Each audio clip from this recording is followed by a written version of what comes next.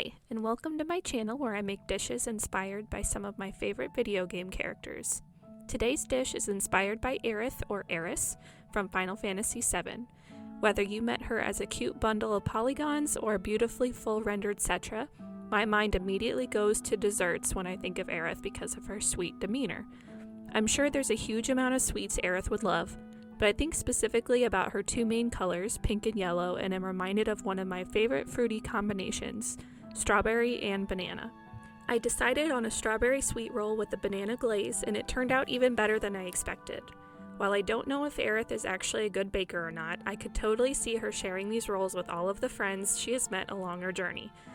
To be honest, she'd probably get sad that she couldn't share them with every single person in Sector 5, Sector 7, Midgar, the whole planet. This sweet roll are sick. To start, let's gather our ingredients. You'll need flour, powdered sugar, ripe banana, softened and melted unsalted butter, strawberries, cinnamon, active dry yeast, cornstarch, salt, baking spray, warmed whole milk, and sugar. These ingredients will be split up into 3 different components: the rolls, the filling, and the glaze.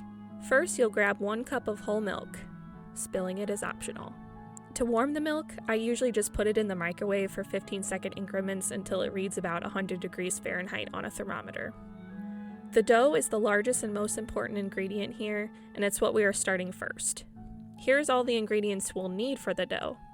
If you're like me and you forget to give your butter enough time to soften when baking, you can grab a glass, fill it with hot water, pour out the water, and cover your butter. It'll act as a little greenhouse and soften your butter, but you may need to fill the cup a couple times until it is softened enough. Anyways, we start with pouring the warm milk into a large bowl and adding our dry yeast. You can either add just 1 packet of active dry yeast or measure the equivalent, which is about 2 1/4 teaspoons. Next, you add 2 tablespoons of granulated sugar, our 3 tablespoons of softened butter, and 1 large egg. Get the egg yuckiness off your hand, then generally stir them together. It does not need to be super cohesive yet. Next, we're adding in 3 cups of all-purpose flour gradually, preferably 1 cup at a time, mixing in between, but I got a little too excited and did 2 cups at once before mixing. You'll also add 1 teaspoon of salt and 1 teaspoon of cinnamon, because Aerith has a little bit of spice to her. You'll start mixing everything until it starts fully coming together. I usually start with a spatula and then transition to using my hands once it starts to get pretty thick. From here, it is just a long waiting game of mixing and mixing and kneading until your dough is a nice, smooth, and elastic dough. Your dough may be pretty sticky like mine when you transfer it onto your floured counter to knead it out. You can use a stand mixer if you want for this process to make it faster. I had to knead this dough for about 5 to 15 minutes, frequently adding flour until getting it to the desired consistency. Using a dough scraper does help too. If you'd like, you can use the window pane test to see if your dough is getting pretty close to finished. With the window pane test, you will thinly spread your dough in 1 small section until it is almost transparent, and if it's able to get pretty thin without breaking, the dough should be ready. Thanks, Great British Baking Show. Once your dough is ready, grab a large stainless steel bowl and line it with oil or baking spray. Place your dough in and cover with plastic wrap. From here, the dough goes off to rest and rise in a somewhat warm place for an hour. They usually recommend proving dough at about 100 degrees Fahrenheit, but my oven doesn't go that low. My personal tip is just to put the dough inside the oven, turn on your oven for about a minute, then turn it off so a tiny bit of heat comes into the oven to make it warmer. While the dough is rising for 1 hour, we're going to start the strawberry filling. You'll need about 1 cup of cut strawberries. We're just going to cut the strawberries up until they're small and not too bulky. You may need to urge Aerith not to get too upset at a certain silver-haired swordsman while we cut the strawberries. Once you have 1 cup of strawberries, you're going to place all of your 3 strawberry filling ingredients into a saucepan. First goes the strawberries, then a 1/2 cup of granulated sugar, and lastly 1 tablespoon of cornstarch. And to the stovetop we go. Turn on the burner to medium-high and stir to combine everything until the strawberries are coated. We are stirring frequently until the sugar starts to melt and boil and bubble. Once the sauce starts to get feisty and bubbly like Aerith, then we will stir constantly to make sure that no parts of the filling get burnt. From here, we stir and stir until the filling becomes a thick, syrupy consistency, which takes about 3 to 4 minutes. Once the filling looks good, we'll turn off the heat and transfer the filling to a heat-safe bowl. Keep the bowl uncovered and place it into your fridge to cool completely, which takes about 30 minutes.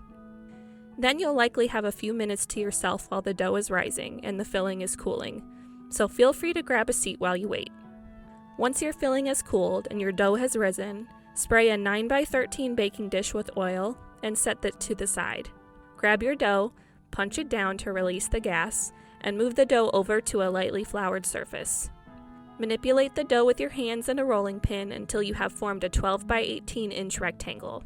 It does not need to be perfect, mine clearly isn't, but this is just a general estimate.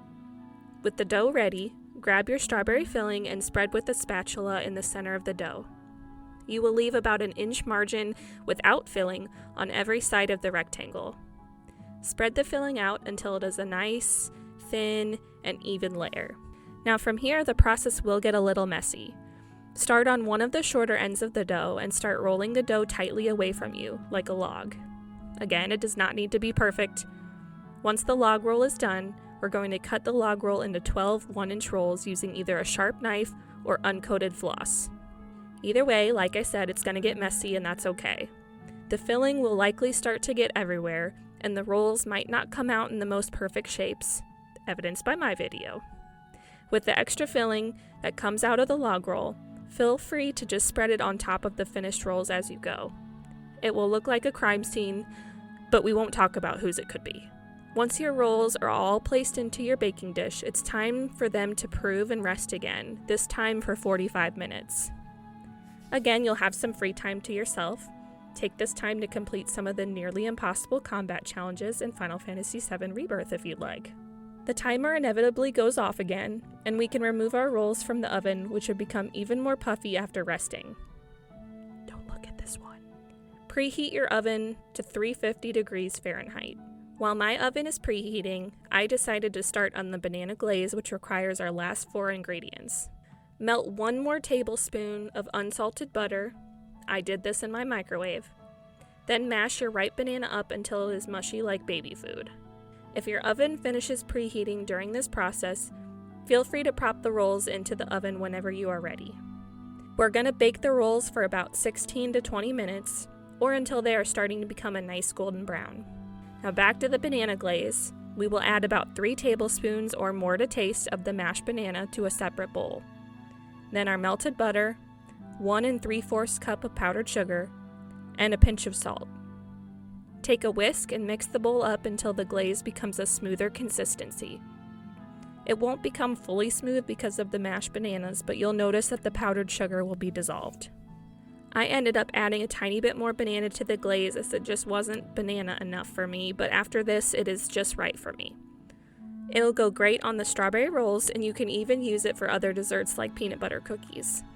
After the glaze is finished, we just wait until the rolls are done baking.